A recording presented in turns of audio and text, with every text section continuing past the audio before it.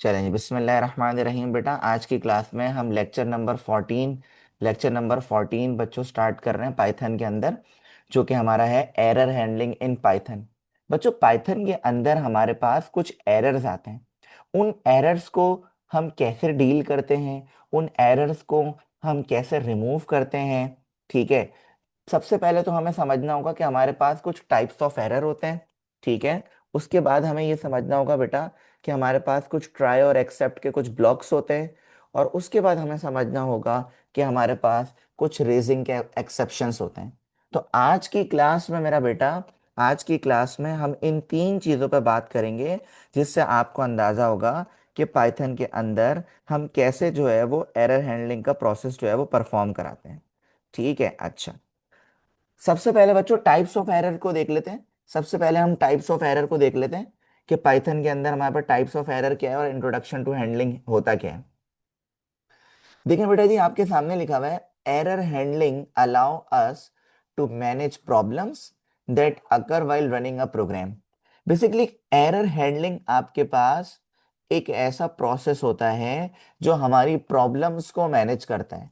जब हम अपने प्रोग्राम को रन करते हैं तो हमारे प्रोग्राम में कोई एरर्स आ जाते हैं, तो उन एरर्स को हैंडल करने के लिए हमारे पास एरर हैंडलिंग का टॉपिक होता है। अब एरर कितने तरह के होते हैं बच्चों, याद रखिएगा कि प्रोग्रामिंग में आपके पास तीन तरह के एरर जो है वो होंगे। एक आपके पास होता है बेटा सिंटेक्स एरर, एक आपके पास होता है बेटा रन टाइम एरर। ठीक है, इसी तरह बेटा और एक आपके पास होता है बेटा लॉजिकल एरर। तीन तरह के एरर्स जो हैं बच्चों वो आपके पास होते हैं। लेकिन एरर हैंडलिंग दो तरह के एरर्स को फोकस करता है। एक आपके पास है सिंटेक्स एरर और एक बेटा आपके पास है रन टाइम एरर। तो इन दोनों एरर्स को कैसे हैंडल किया जाता है वो हम अभी डिस्कस करने वाले हैं। बच्चों सिंटेक्स एरर में क्या होता है कि अगर आपके कोई कोडिंग स्ट्रक्चर में प्रॉब्लम है, सही है, आपने कहीं सेमीकोलन नहीं लगाया, आपने कहीं स्पेलिंग गलत लिख दी, सही है, आपने कहीं कोटेशन नहीं लिखी, मतलब आपने कहीं ब्रैकेट नहीं लगाया, इस तरह के जो एरर्स होते हैं मेरा बेटा, वो आपके पास सिंटेक्स एरर के अंदर आते हैं। और सिंटेक्स एरर हमेशा एग्जीक्यूशन से पहले का एरर होता है, याद रखिएगा। कंपाइलर जो भी आप यूज कर रहे होते हैं, वीएस कोड वगैरह जो भी आप यूज कर रहे होते हैं बच्चों, कंपाइलर उसको क्या करता है, डिटेक्ट कर लेता है। तो सिंटेक्स एरर हमेशा एग्जीक्यूशन से पहले का एरर होता है। ठीक है, लेकिन याद रखिएगा रन टाइम एरर वो एरर होता है जो एग्जीक्यूशन के टाइम एग्जिस्ट होता है। किसके टाइम बेटा, एग्जीक्यूशन का टाइम जो एरर एग्जिस्ट होता है वो बेसिकली रन टाइम एरर होता है, और जिसके लिए हम एक्सेप्शंस जो है वो यूज करते हैं। अब हम जरा डिटेल में समझते हैं बेटा, अब हम जरा डिटेल में समझते हैं कि सर सिंटेक्स एरर बेसिकली हमारे पास है क्या। बच्चों syntax errors occur when Python code is not written correctly. ठीक है, सिंटेक्स एरर तब अकर होता है सर जब पाइथन का कोड जो है वो हम सही तरीके से नहीं लिखते। ठीक है, फॉर एग्जाम्पल बच्चों मैंने यहाँ पे एग्जाम्पल लिखी है आपके पास प्रिंट और आपके पास लिखा हेलो, लेकिन यहाँ पे पैरेंथेसिस मिसिंग कर दिया मैंने, ये वाला। तो जब मैंने पैरेंथेसिस, बच्चों पैरेंथेसिस मैंने जो है वो मिसिंग कर दिया, तो मेरे पास सिंटेक्स एरर जो है वो आ जाएगा। क्या आ जाएगा, और ईओएफ का मतलब होता है एंड ऑफ फंक्शन। सही है, क्या आपने प्रिंट के फंक्शन को क्लोज नहीं करा। तो बच्चों याद रखिएगा इस तरह का एरर जब भी आप देखेंगे तो याद रखिएगा ये आपके पास सिंटेक्स एरर में काउंट होता है। किसमें होता है बेटा, सिंटेक्स एरर में काउंट होता है।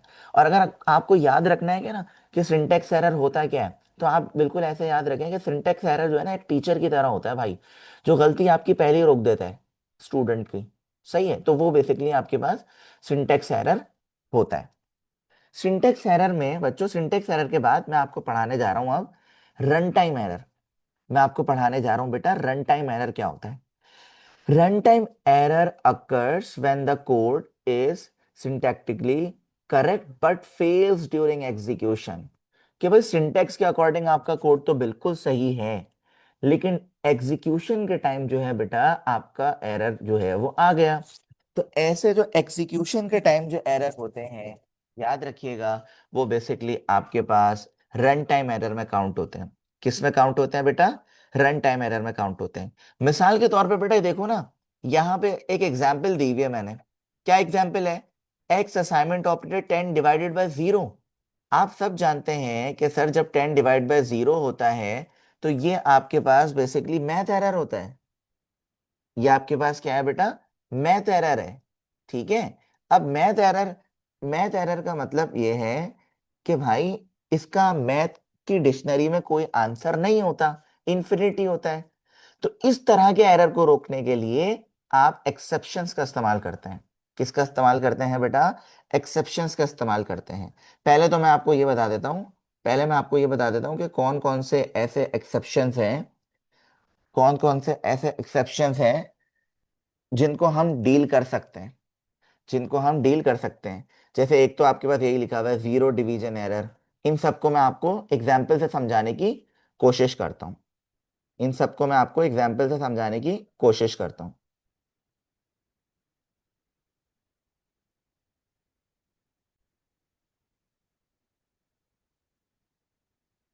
ठीक है बेटा, यहां तक तो हमने समझ लिया कि सिंटेक्स एरर क्या होता है, रन टाइम एरर क्या होता है, और इसकी कुछ थोड़ी बहुत एग्जांपल्स भी देख ली।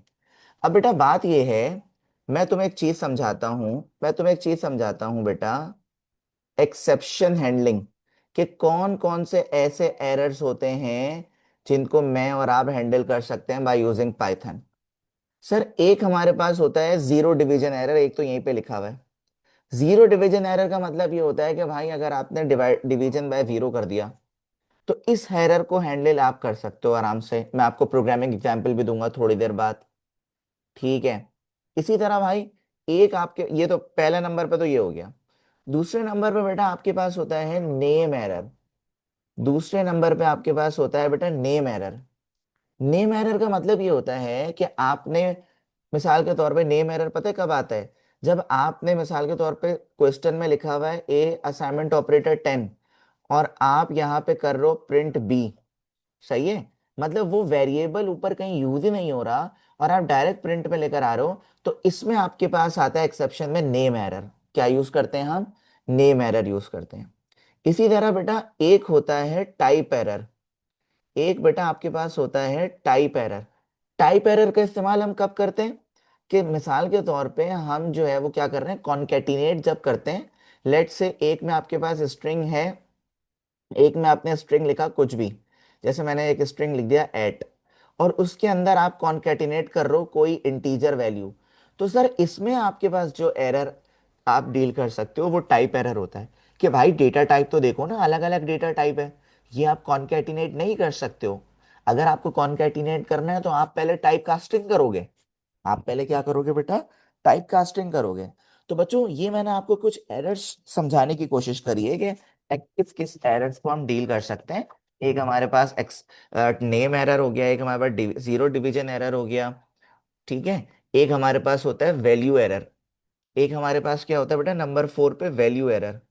ये वो एरर्स हैं जिनको आप डील कर सकते हो। वैल्यू एरर में क्या होता है? वैल्यू एरर में क्या होता है बेसिकली बच्चों, कि यहां पे हमने लेट से लिखा इंट इनपुट, और यहां पे हमने लिखा enter, enter enter the value, enter the value लिखा लेट से ना बच्चों, एंटर द वैल्यू। लेकिन याद रखिएगा, हमने यहां लिख रहे हैं इनपुट, हम क्या लिख रहे हैं? इनपुट। और इनपुट भी लिख रहे हैं और इंटीजर भी लिख रहे हैं, मतलब इंटीजर वैल्यू चाहिए हमें। लेकिन भाई यूजर क्या कर रहा है, यूजर ने लिख दिया हेलो। यूजर ने क्या लिख दिया? हेलो। तो भाई ये आपकी वैल्यू एरर आएगा यहाँ पे। यहाँ पे कौन सा एरर आएगा? Value error. क्या आप बोल रहे हो कि इंटीजर वैल्यू में इनपुट लेना है, और यूजर इनपुट क्या कर रहा है? स्ट्रिंग में। यूजर किस में इनपुट कर रहा है? स्ट्रिंग में। तो ये आपके पास वैल्यू एरर है। ये आपके पास कौन सा बेटा? वैल्यू एरर है। ठीक है। इसी तरह बेटा, इसी तरह आपके पास और भी कुछ एरर्स होते हैं। जैसे आपके पास एक मॉड्यूल नॉट फाउंड एरर होता है, कि जिसमें आपने गलत मॉड्यूल को इंपोर्ट करा दिया है। सही है। इंपोर्ट एरर भी आ सकता है आपके पास। तो ये सारे वो एरर्स होते हैं जो एक्सेप्शन पे आते हैं, जिनको हम डील कर सकते हैं। और मैं आपको अभी प्रोग्रामिंग एग्जाम्पल से ये चीज समझाऊंगा भी। ठीक है। अच्छा, अब देखें आगे हमारे पास क्या है, एक और चीज आती है ट्राई और एक्सेप्ट। अब सर ये ट्राई और एक्सेप्ट जो है वो हम कहाँ यूज करते हैं?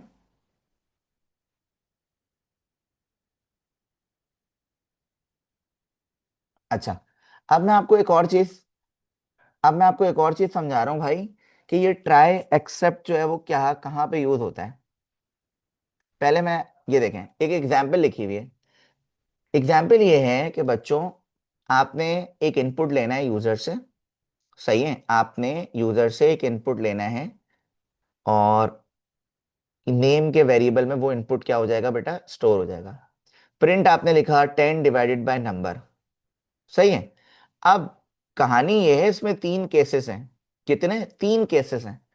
Case 1, case 2, case 3। अब हो क्या रहा है, लेट से यूजर ने इनपुट करा 5।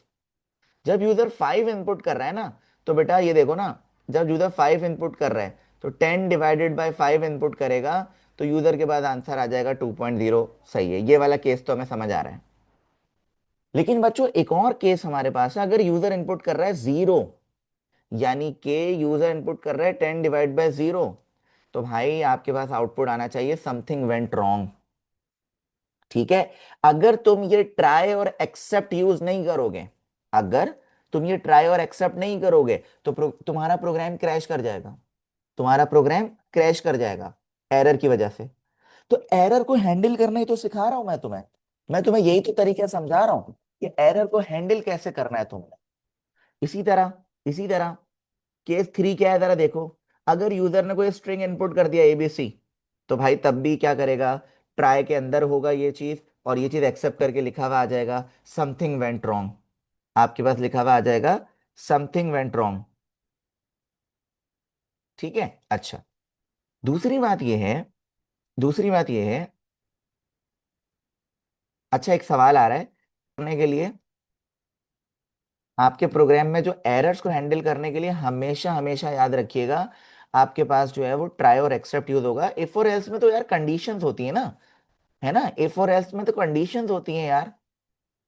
तो यहाँ पे हम कंडीशन तो नहीं लगा रहे यहाँ पे। सही है। तो शुजा भाई मुझसे यही सवाल कर रहे हैं कि सर इफ और एल्स में क्या फर्क है। तो भाई इफ में हम बेसिकली कंडीशन लगाते हैं, कंडीशनल बेस्ड होता है। यहाँ पे तो भाई हमने कोई कंडीशन नहीं लगाई। हमने कहा भाई यूजर अगर ये इनपुट कर दे ना, तो भाई ये कभी भी कर दे, तो ट्राई और एक्सेप्ट हम ज्यादातर यूज कर सकते हैं। इफ और एल्स को तो सिर्फ सम ब्लॉक्स में यूज करते हैं, कंडीशन जहां हमें यूज करनी होती है। सही है। तो ये बात है भाई। तो मैंने आपको ट्राई और एक्सेप्ट की कुछ एग्जाम्पल भी एक दिए। सही है, मैं आपको अभी आगे और एक्सप्लोर करूंगा, बहुत ध्यान से सिर्फ मेरी बात अभी सुनिएगा। जब तक लेक्चर कंप्लीट नहीं हो जाए आप बिल्कुल सुनिए और समझने की कोशिश करिए। हो सकता है आपका जो जवाब है वो आगे आपको मिल जाए खुद। सही है। अच्छा, तो भाई ट्राई और एक्सेप्ट की मैंने आपको एक एग्जाम्पल दे दी, जिसमें तीन केसेस मैंने आपसे डिस्कस कर लिए। इसी तरह एक और एग्जाम्पल है बच्चों, कि लेट से अगर मैं यूज़र से इनपुट ले रहा हूँ, या यूज़र से इनपुट ले रहा हूँ, यहाँ पे इंट करके, यहाँ पे इनपुट होना चाहिए, इनपुट ले रहा हूँ, सही है, इंट करके, और यूज़र इनपुट कर रहा है ABC।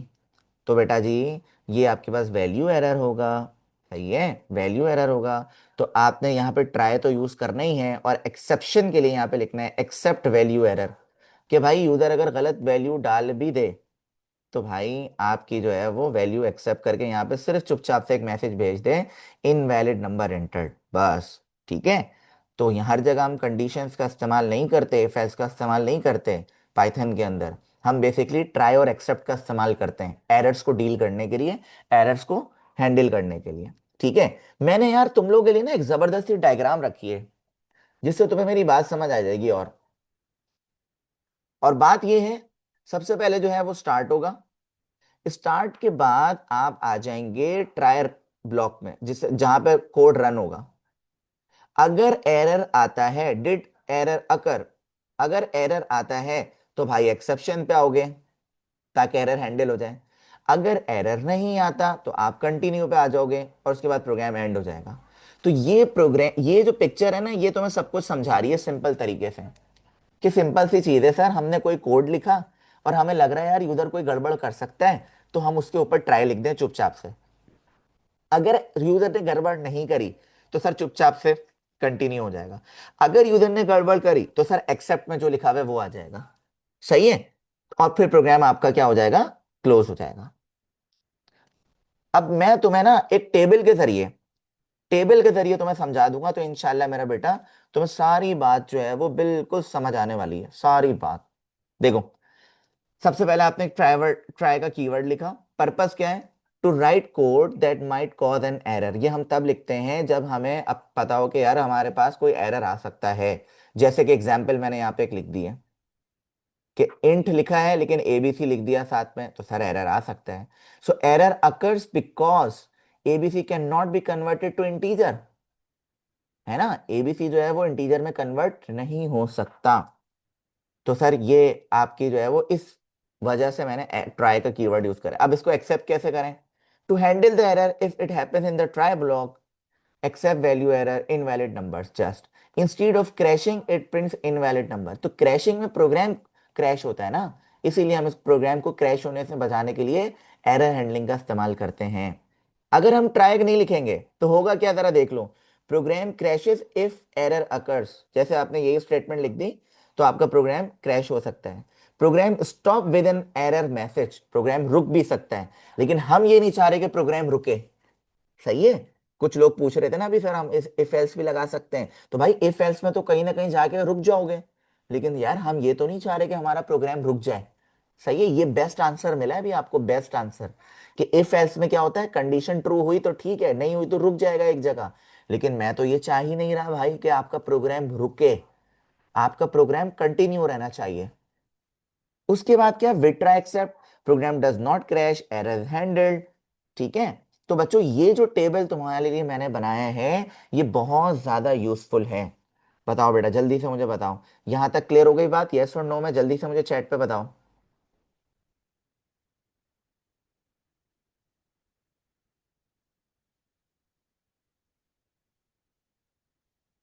ठीक है, ठीक है,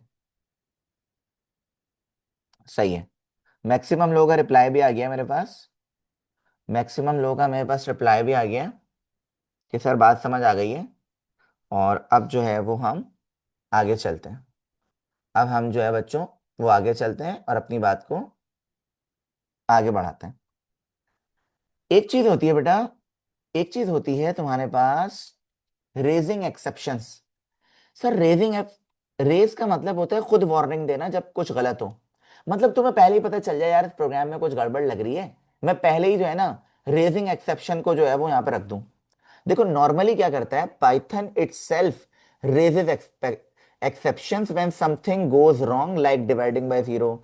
समटाइम्स तो यार पाइथन खुद ही तुम्हें दे देगा भाई ऑप्शन, लेकिन but sometimes you want to raise an error on purpose for validation and conditions. अब तुम्हें लग रहा है कि यार हो सकता है कि कंडीशन में या कहीं पे गड़बड़ आ सकती है आगे जाके, तो मैं क्या करूं, मैं पहले ही एक एक्सेप्शन को क्या कर दूं, रेस कर दूं।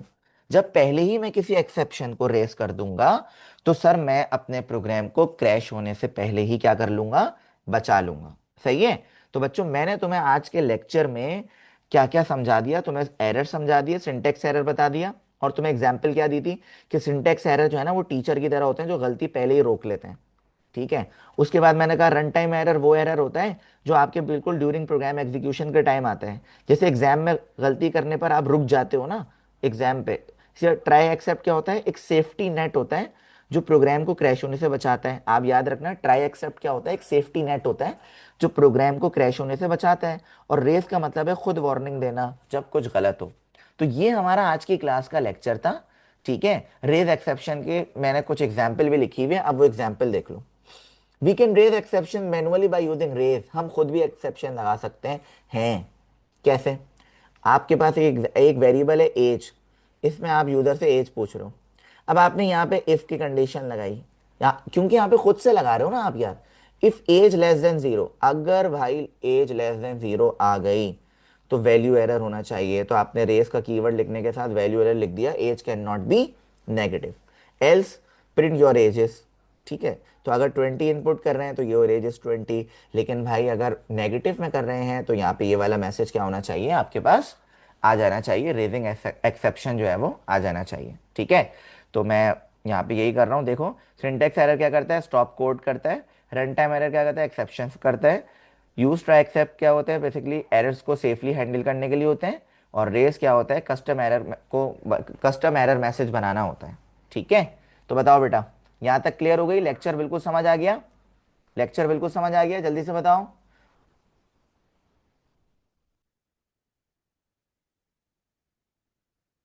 अच्छा, अब बात क्या हो रही है जरा देखो।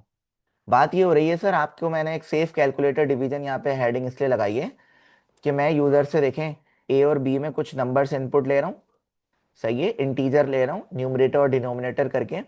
और यहाँ पे एक रिजल्ट के वेरिएबल में ए अपॉन बी कर रहा हूँ। सही है, और मैंने यहाँ पे प्रिंट कर दिया रिजल्ट। सही है, ये सब आपको पता है। लेकिन बच्चों मैंने इन सबको लिखा है किस ब्लॉक के अंदर, ट्राई के ब्लॉक के अंदर। किस ब्लॉक के अंदर लिखा है, ट्राई ब्लॉक के अंदर लिखा है। उसके बाद क्योंकि मुझे पता है यार यूजर डिनोमिनेटर में जीरो इनपुट कर देगा तो गड़बड़ हो जाएगी ना, तो मैंने लिखा except except zero division error. इस एरर का नाम है इस एरर का नाम है बच्चों एक्सेप्ट जीरो डिवीजन एरर। तो भाई जीरो डिवीजन एरर में मैंने लिख दिया प्रिंट के अंदर, error can not divide by zero. ठीक है, एक जीरो डिवीजन एरर भी है। और दूसरा except value error. Value error कब आता है भाई, वैल्यू एरर कब आता है, जब आप जो है वो कोई स्ट्रिंग इनपुट कर दो तो आपके पास वैल्यू एरर आ जाएगा, क्योंकि आप वैल्यू गलत डाल रहे हो। सही है, मैं इसको एग्जीक्यूट करता हूँ। और मैं इसको एग्जीक्यूट करता हूँ, लेट से न्यूमरेटर पे मैंने लिखा 6 और बेटा डिनोमिनेटर में मैंने लिखा 0। तो बेटा जब मैंने 0 लिखा तो देखो मेरे पास एरर क्या आ गया, कैन नॉट डिवाइड बाय 0। तो ये जीरो डिवीजन एरर है। सही है, लेकिन दोबारा मैंने इंटर न्यूमरेटर पे मैंने लिखा 67 और बेटा डिनोमिनेटर में मैंने लिख दिया कुछ ABCD। और जब बेटा मैं एंटर करूंगा तो मेरे पास क्या आ रहा है, प्लीज एंटर नंबर्स ओनली। तो बच्चों ये दो तरह के एरर्स को यहाँ पे शो कर रहा है।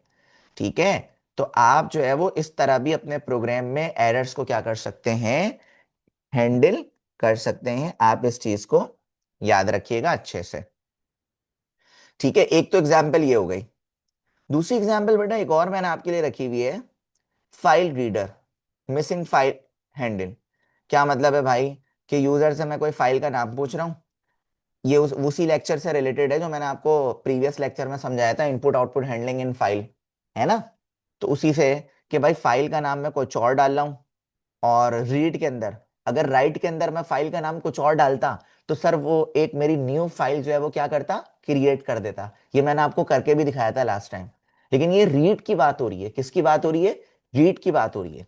तो भाई इसमें आपके पास फाइल नॉट फाउंड एरर जो है वो आप क्या कर सकते हो, रेस कर सकते हो, कि भाई file not found please check the file name. तो ये काम भी आप कर सकते हो। दूसरा बच्चों, आप एक लॉगिन सिस्टम बना रहे हो, उस लॉगिन सिस्टम में आपने यूजर से पासवर्ड भी लिया और यूजर नेम भी लिया। लेकिन भाई अगर यूजर ने उसको खाली छोड़ दिया या पासवर्ड खाली छोड़ दिया, तो भाई आप यहाँ पे लिख लिख दो raise value error. Raise value error कर दो और यहाँ पे लिख दो यूजर नेम और password can not be empty. लेकिन अगर पासवर्ड यूजर ने पासवर्ड और एडमिन सही यूजर नेम सही डाली है तो लॉगिन सक्सेसफुली लिख दो। नहीं तो आप एल्स में लिख दो इनवैलिड क्रेडेंशियल्स। सही है, लेकिन याद रखना एक्सेप्ट वैल्यू एरर एज ई कर देना। तो ये मैं आपको एग्जाम्पल्स इसलिए दे रहा हूं बेटा जी, कि अक्सर आप जब कोई फॉर्म भरते हो, अक्सर आप कोई जब फॉर्म भरते हो, उस फॉर्म में स्टेरिक लगे हुए होते हैं। क्या लगे हुए होते हैं, स्टेरिक। तो वो स्टेरिक से पता ये लग रहा होता है कि भाई इसमें वैल्यू रखनी है। अगर आपने नहीं रखा तो भाई आपके पास जो है वो प्रोग्राम क्रैश होने से बचा लेगा। वो प्रोग्राम क्रैश होने से बचा लेगा, और क्रैश होने से बचाने के बाद जो है वो आपको बोल देगा कि भाई check your form before submit, कि भाई आपने कुछ ना कुछ जो है वो खाली छोड़ा हुआ है। तो ये वो एग्जांपल्स थी बच्चों जो तुम्हें सिखा रहे हैं कि पाइथन के अंदर जो है तुम एरर्स को कैसे हैंडल कर सकते हो। ठीक है, तो ये बच्चों कुछ एग्जांपल्स थी। जल्दी से मुझे बता दो, यहां तक क्लियर हो गई मेरी बात, यस और नो में जल्दी से मुझे बता दो बेटा।